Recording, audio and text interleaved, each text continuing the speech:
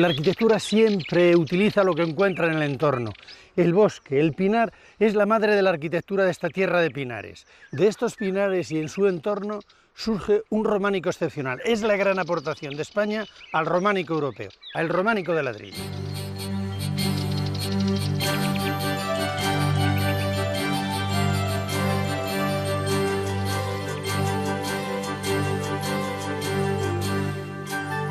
En este episodio de Las claves del románico vamos a recorrer una extensa zona de pinares.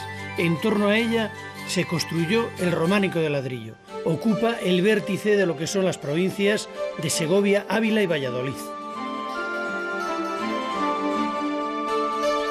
Estamos en la época románica.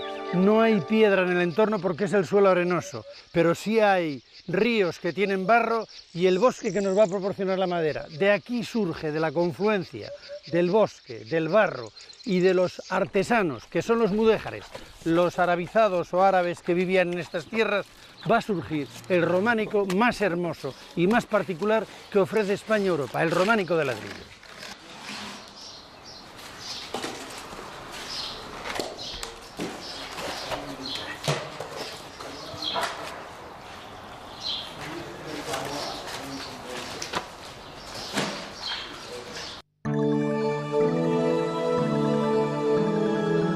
Los antecedentes de lo que vamos a llamar el románico de ladrillo se encuentran en el arte prerrománico asturiano. En la ciudad de Oviedo, justo junto a la catedral, está la iglesia prerrománica de San Tirso, del siglo IX. En el muro de la cabecera vemos unos arquitos de ladrillo. Es casi lo único que queda de la iglesia de San Tirso y, evidentemente, han tenido luego influencia en el arte románico de ladrillo. No nos extrañe que los cristianos construyeran arcos y bóvedas de ladrillo porque siempre miraron a Roma, la gran maestra en la construcción con ladrillo.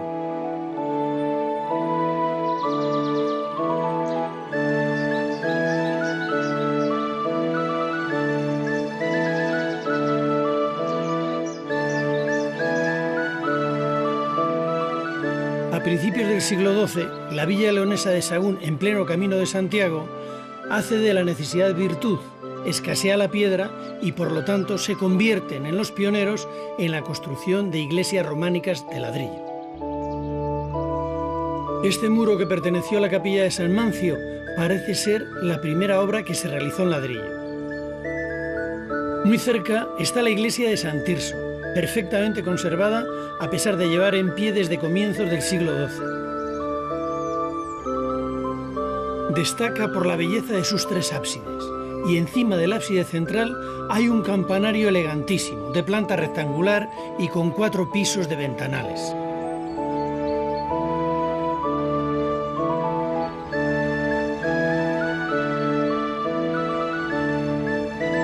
Cerca de Sahagún está el monasterio femenino de San Pedro de las Dueñas, que es uno de los más antiguos de León, es de comienzos del siglo XII. También es de piedra y de ladrillo. En la parte de ladrillo destaca la bóveda del altar principal, maravillosa, y sobre ella se levanta el campanario.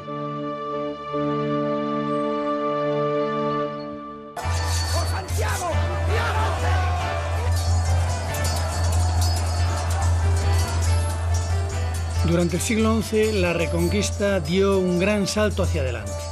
En 1085, el rey Alfonso VI se hizo con la ciudad de Toledo. Y a continuación se puso a repoblar todas las tierras entre el Duero y el Tajo. Encargó la repoblación de Ávila, de Segovia y de Salamanca a su yerno Raimundo de Borgoña. Inmediatamente se necesita repoblar todo este vasto territorio reconquistado. Los primeros que se establecen a lo largo del río Duero son los monasterios.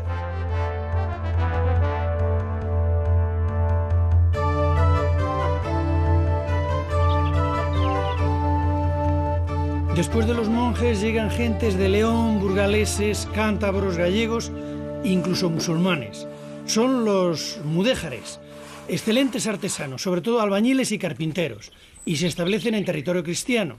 Gentes que pagan un tributo y se les permite conservar su religión y sus costumbres.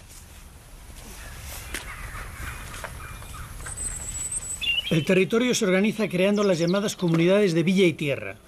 Se potencian las villas de las que dependen los pueblos y las aldeas del entorno y se convierten así en el centro de vastos territorios. La villa se organiza como concejo y en nombre del rey administra y reparte las tierras entre los vecinos, reservando una parte para el uso común. Para proteger a la población se rodean de murallas y comienzan a levantar sus iglesias, que naturalmente son del estilo de la época, el románico.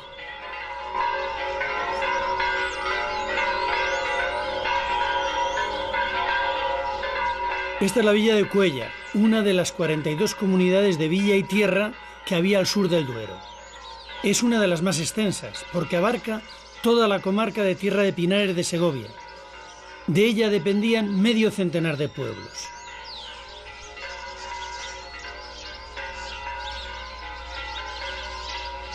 En la villa había un gran número de iglesias románicas. Todavía se conservan en muy buen estado 8 iglesias.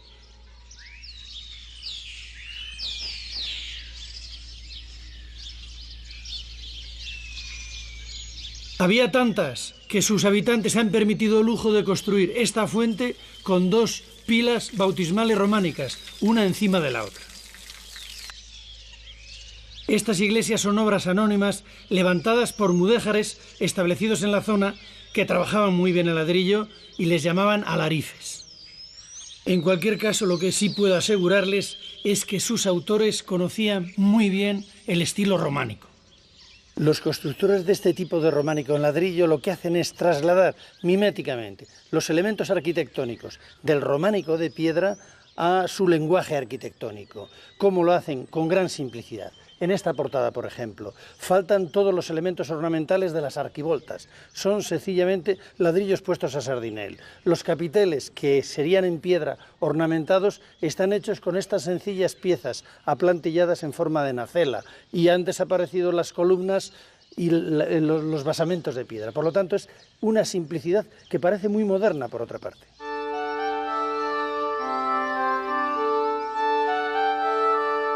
El interior de la iglesia de San Martín sigue los modelos románicos.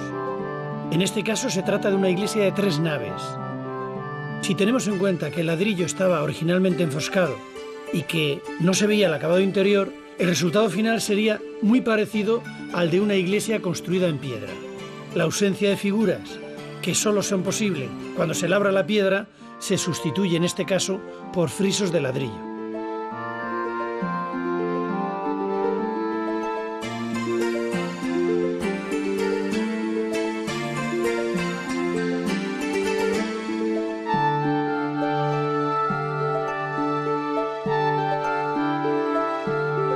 La iglesia de San Andrés que vemos al fondo es una de las más hermosas de Cuéllar. Ha llegado en bastante buen estado a este siglo. La torre es un añadido posterior. La cabecera tiene 3 ábsides. En el interior se corresponde cada uno con una de las naves. Estamos ante una construcción mixta de piedra y ladrillo como las que se hacían en Saúl. La fachada principal, situada a los pies de la iglesia, es una de las pocas que se conservan de este tipo de románico.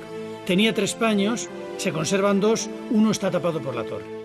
En el paño central hay un arco triunfal de 5 arquivoltas que enmarca una portada de piedra que da acceso a la nave principal. Es una fachada de una extraordinaria modernidad.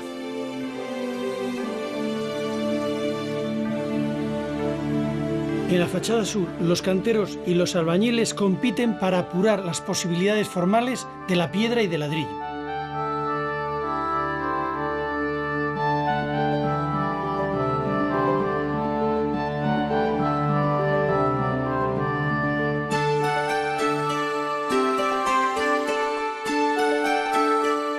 Así es como decoraban más o menos aquellas iglesias del románico de ladrillo.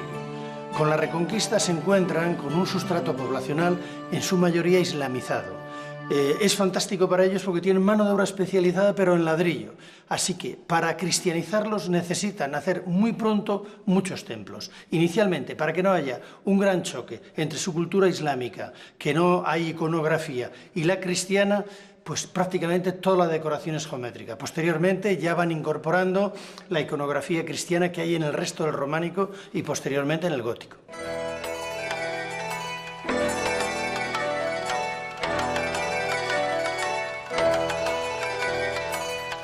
El aspecto actual de estas construcciones de ladrillo no es el que tenían cuando se levantaron en los siglos XII y XIII.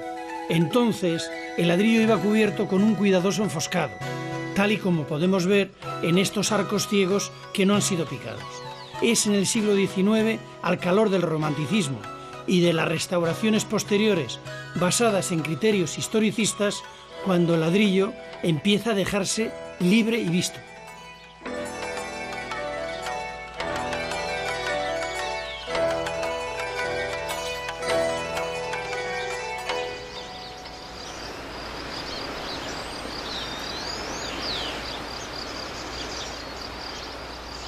Los materiales utilizados por los constructores del románico de ladrillo no pueden ser más humildes.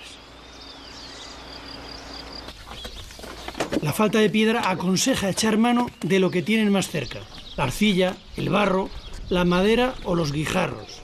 Y con ellos fabrican tejas, ladrillos y las paredes de mampuesto.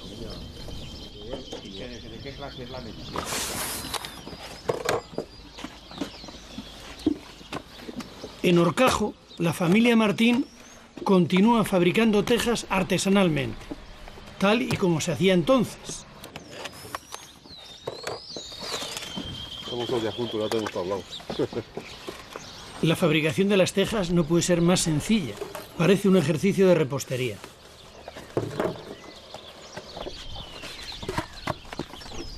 Vean con qué mimo la deposita en el suelo y al final cómo la acaricia. Son tejas acariciadas.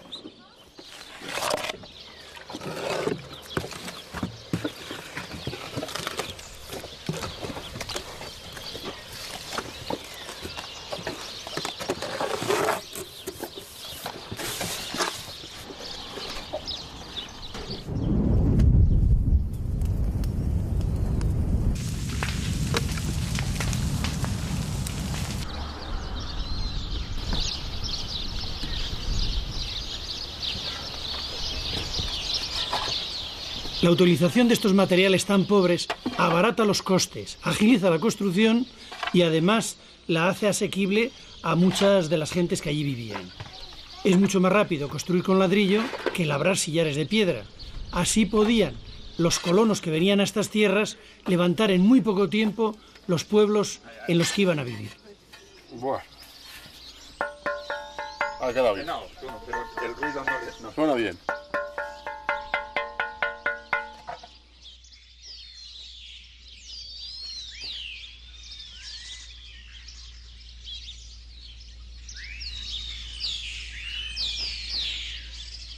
Estas iglesias del románico de ladrillo son pobres y frágiles. La pobreza la corrigen con el paso de los siglos con añadidos renacentistas o barrocos.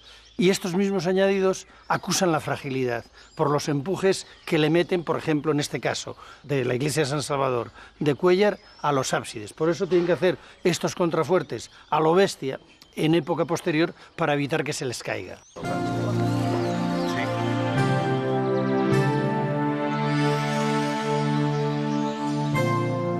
A los pies de Cuéllar comienza el mar de pinares que da cobijo a pueblos y aldeas que pertenecían a su comunidad de villa y tierra.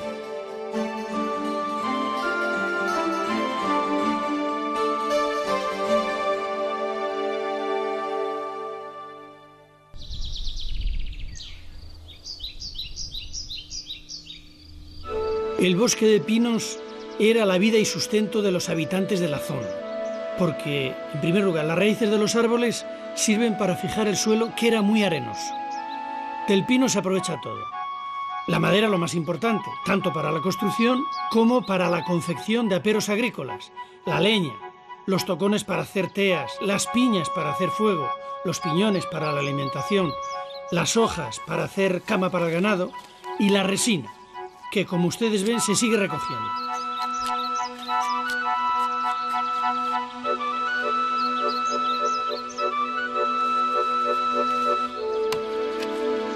De ella se obtenía la pez obrea, que era muy apreciada como cicatrizante de heridas y también como impermeabilizante de todo tipo de recipientes.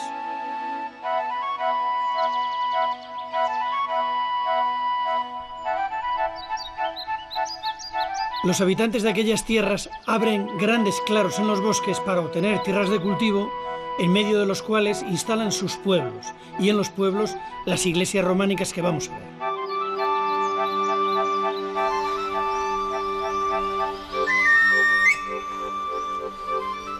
Esta es la iglesia de San Boal, uno de los templos románicos más hermosos de la tierra de Pinares. La iglesia es lo único que ha quedado del monasterio benedictino al que pertenecía.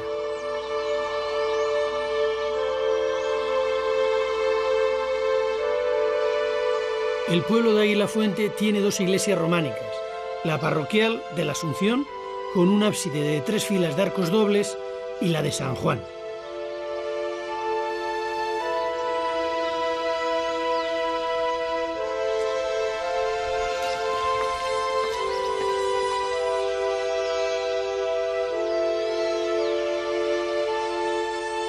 En las afueras de Campo de Cuéllar, en la soledad más absoluta, está la ermita de San Mamés. Cuando se levantó era la iglesia del pueblo, pero este pueblo se trasladó. De la antigua iglesia solo queda la cabecera, que ha sido utilizada, pero esta vez como ermita. La nave no pudo resistir el paso del tiempo al quedar la iglesia abandonada. Al menor problema de las cubiertas, los muros, que eran de materiales deleznables como tapial o mampuesto, se vinieron abajo.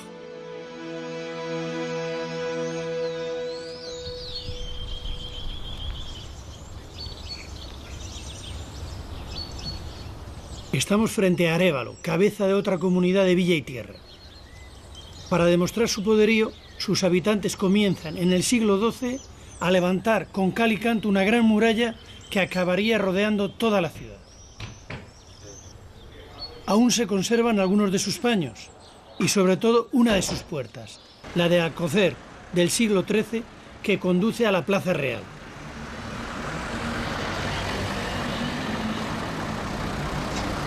La villa de Arévalo alcanza tal pujanza y poderío durante la Edad Media que se decía: quien de Castilla señor quiera ser, Arévalo y Olmedo ha de tener.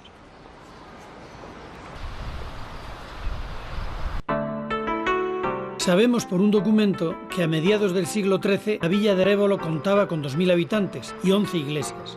Suponemos que todas románicas, claro. Desde la villa se irradia el estilo del románico de ladrillo a toda la comarca de Tierra de Arévalo y a la vecina de La Moraña. El mejor románico que nos queda dentro de la ciudad está en torno a la plaza de la villa. Estas dos torres, más conocidas como las Torres Gemelas, pertenecen a la iglesia de San Martín.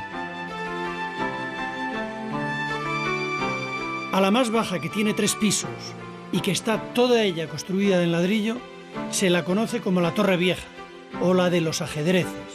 Y eso es porque en la base del 3er piso tiene una especie de friso adornado con 2 tableros de ajedrez.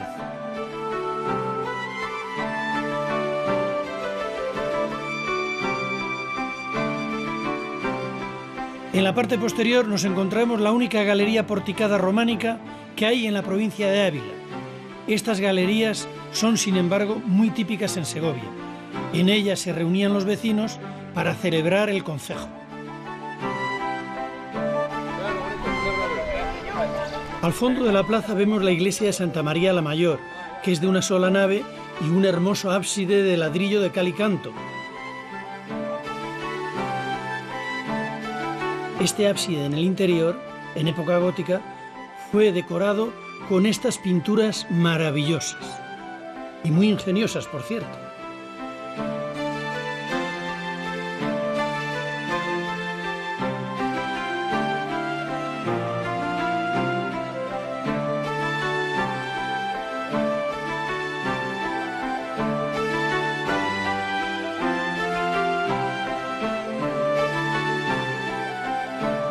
En esta iglesia de Santa María de Arévalo que estamos viendo, que se está restaurando en estos momentos, se ha reproducido de una manera bastante fiel el concepto de una cubierta de las de entonces.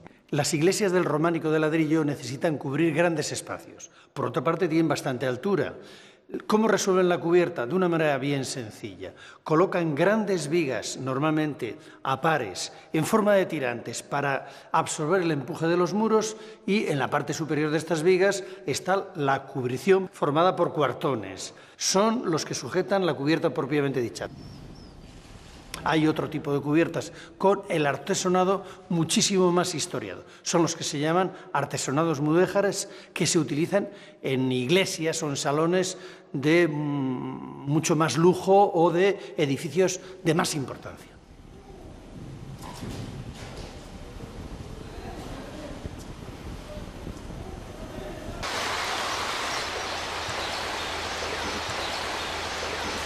A 100 metros de las Torres Gemelas, junto al Puente Viejo de Valladolid, hay todavía una ladrillería artesanal donde los nietos de don Eulogio Bernardos continúan haciendo ladrillos tal y como su abuelo los hacía, al modo románico.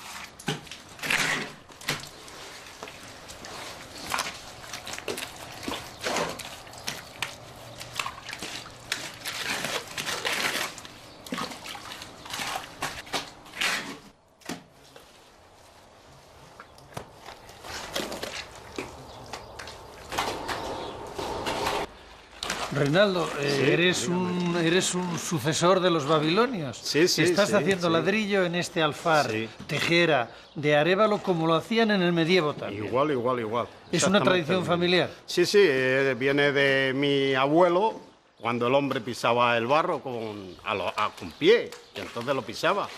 Se ve que os gusta el Vamos, barro lo llevamos en la sangre. Pero os gusta, ¿lo pasáis bien haciendo ladrillo? Sí, lo llevamos porque desde niños lo llevamos mamado y vamos, y nos tira.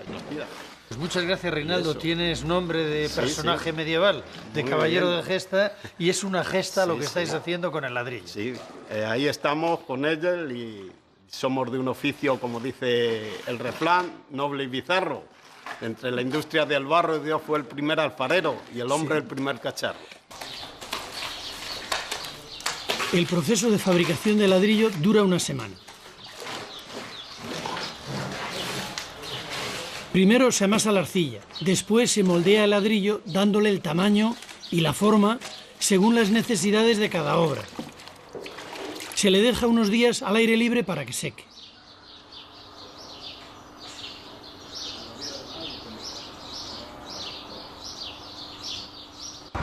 El último paso es la cocción del ladrillo.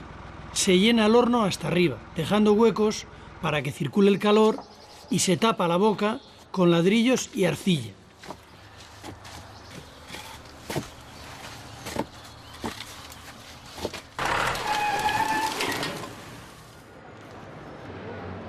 El horno se enciende al caer la noche y se mantiene a fuego vivo durante 12 horas.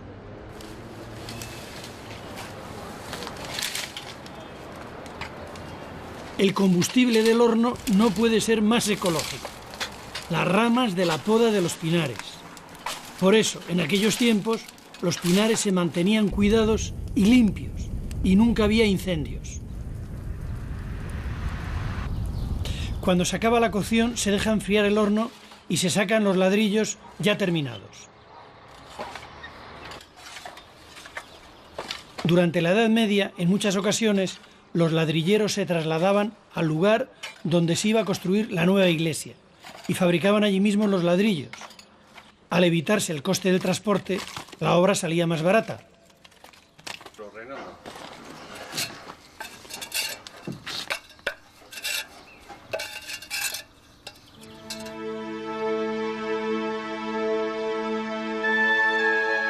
A las afueras de Arévalo, en un lugar conocido como La Lugareja, se encuentran los restos de lo que fue el gran monasterio de Santa María de Gómez Román.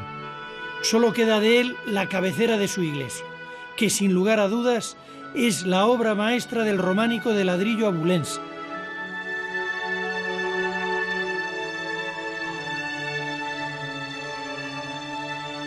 No sabemos si las 3 naves que debiera tener la iglesia se han venido abajo, o lo que parece más probable, estemos ante otra obra inacabada. O sea, que a los monjes que la proyectaron se les acabó el dinero y la tuvieron que dar por acabada cuando levantaron la cabecera, porque en el románico las iglesias se construían siempre empezando por los ábsides. En todo caso, lo que tenemos ante la vista nos permite imaginar la grandiosidad del proyecto.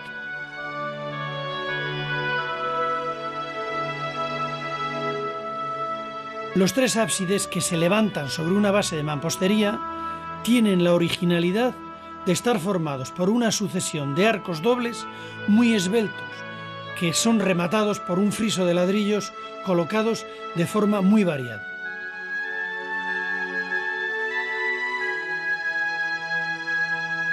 El juego de volúmenes le da al edificio una armonía especial. En el interior nos queda una sorpresa: la cúpula.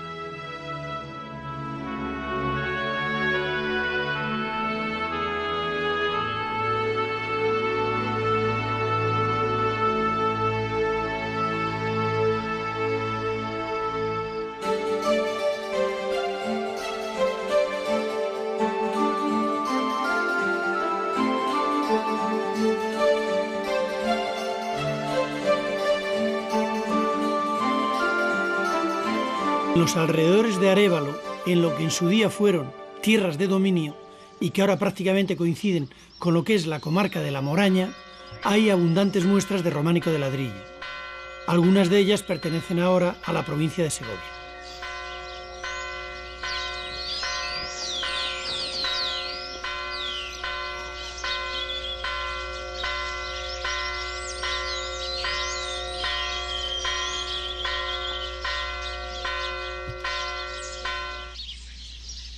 En esta zona, el paisaje apenas conserva sus antiguos pinares, que fueron en su mayor parte talados para plantar cereal o para proporcionar pasto a las ovejas.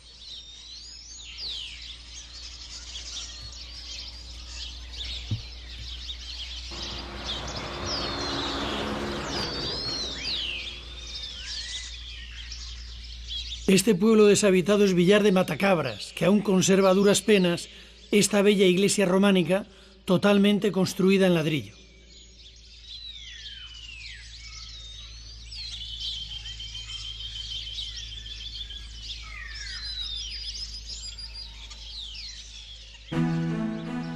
Desde la iglesia de Villar se ve la silueta de lo que aún queda en pie de Madrigal de las Altas Torres.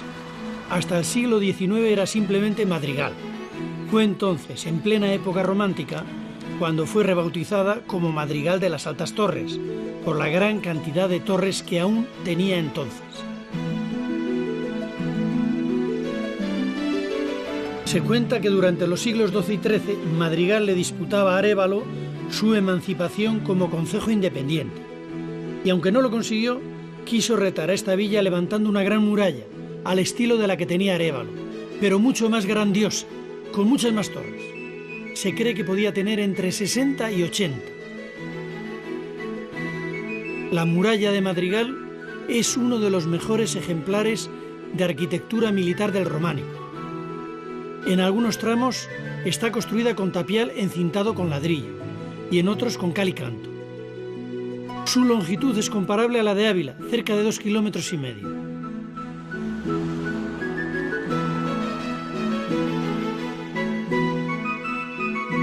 En su interior está la iglesia de Santa María del Castillo, construida en la misma época de las murallas, de la que se conservan los tres ábsides de la cabecera.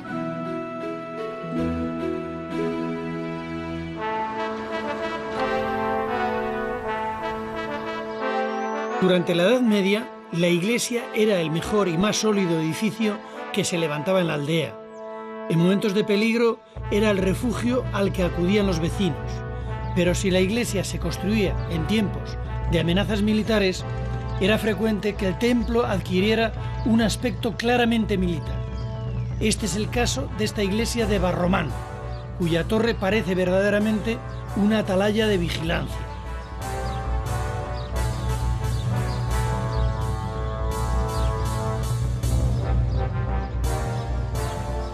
Había de todos modos otras formas de proteger la iglesia. Por ejemplo, la que tenía originalmente la de Santa María en Arros del Castillo. Una fortificación de cal y canto, construida a su alrededor, la protegía de ataques exteriores.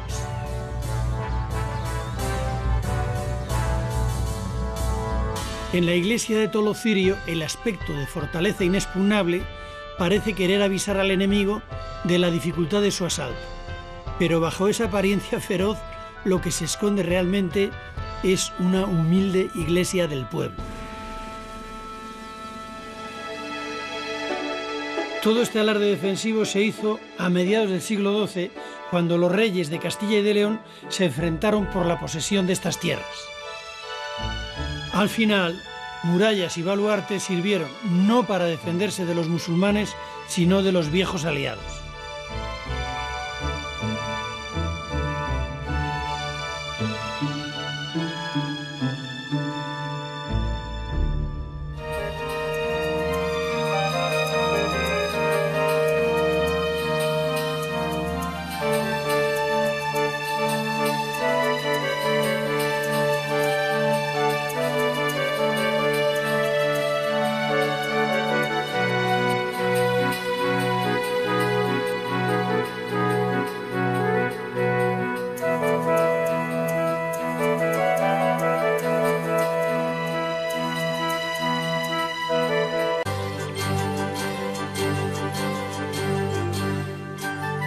En este episodio de Las claves del románico vamos a recorrer una extensa zona de pinares.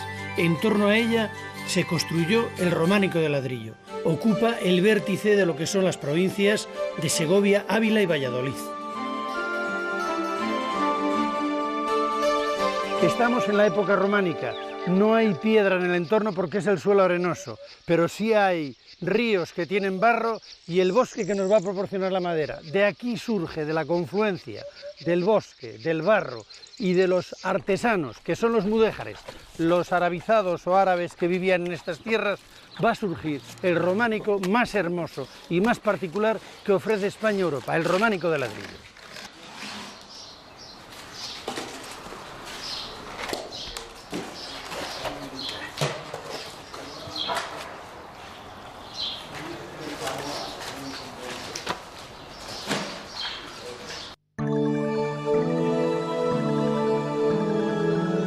Hacia adelante. En 1085, el rey Alfonso VI se hizo con la ciudad de Toledo. Y a continuación se puso a repoblar todas las tierras entre el Duero y el Tajo. Encargó la repoblación de Ávila, de Segovia y de Salamanca a su yerno Raimundo de Borgoña. Inmediatamente se necesita repoblar todo este vasto territorio reconquistado. Los primeros que se establecen a lo largo del río Duero son los monasterios.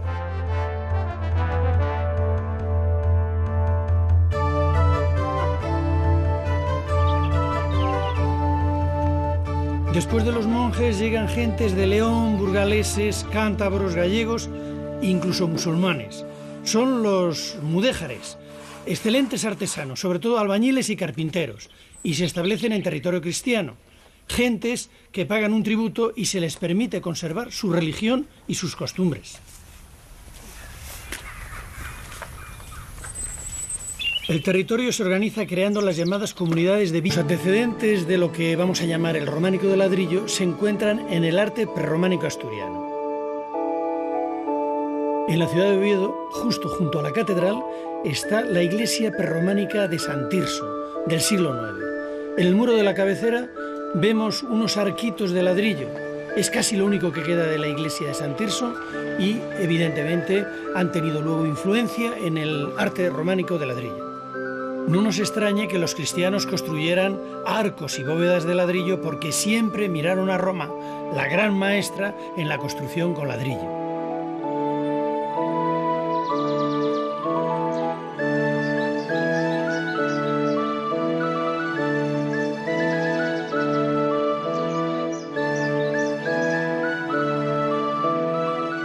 A principios del siglo XII, la villa leonesa de Sahagún, en pleno camino de Santiago, hace de la necesidad virtud, escasea la piedra y por lo tanto se convierten en los pioneros en la construcción de iglesias románicas de ladrillo.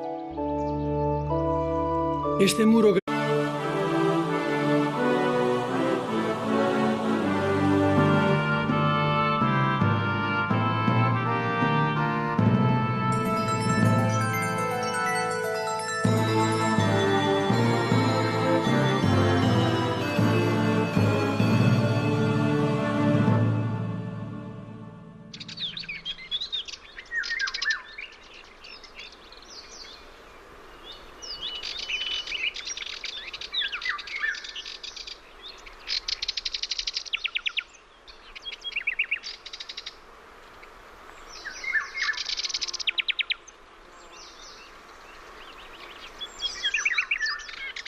La arquitectura siempre utiliza lo que encuentra en el entorno. El bosque, el pinar, es la madre de la arquitectura de esta tierra de pinares. De estos pinares y en su entorno surge un románico excepcional. Es la gran aportación de España al románico europeo, al románico de ladrillo.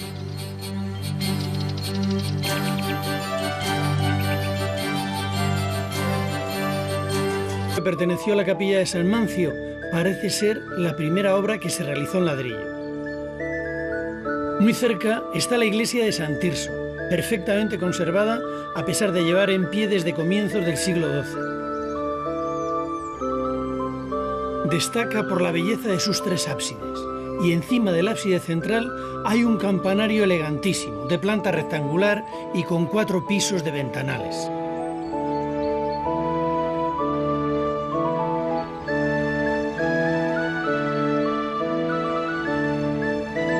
Cerca de Sagún está el monasterio femenino de San Pedro de las Dueñas, que es uno de los más antiguos de León. Es de comienzos del siglo XII. También es de piedra y de ladrillo. En la parte de ladrillo destaca la bóveda del altar principal, maravillosa, y sobre ella se levanta el campanario.